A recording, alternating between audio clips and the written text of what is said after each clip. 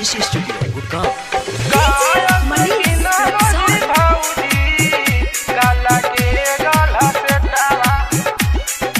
Mix by Patel Mohan.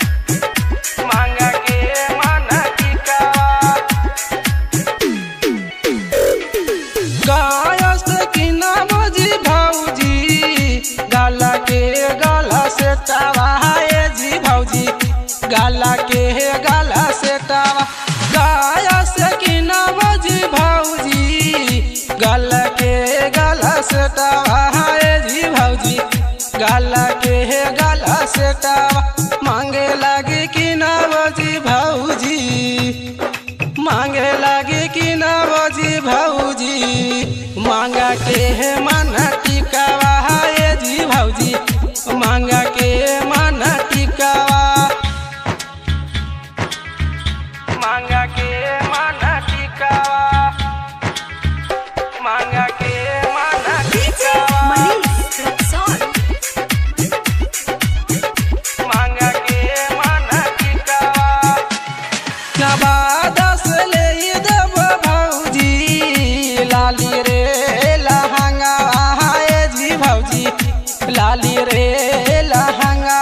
नवादस ले देव भौजी लाली रे लहंगा है जी भौजी लाली रे लहंगा पहने खातिर की नवजी भौजी पहने खातिर की नवजी भौजी पाँव के साइन दिलावा है जी भौजी पाँव के साइन दिलावा मांगा के मन टिकावा मांगा के मन टिकावा गायक की नवजी भौजी मांगा के मन टिकावा पाँव के साइन दिलावा धीरे धरे माना जी भौजी ले सोने के कंगना है जी भौजी सोना के कंगना धीरे धरे माना जी भौजी ले सोने के कंगना है जी भौजी सोने के कंगना तोरे खातिर खोलब जी भौजी तोरे खातिर खोलब जी भौजी सोनारा के दुकाना है जी भौजी सोनारा के दुकाना मांगा के मन टिकावा मांगा के मन टिकावा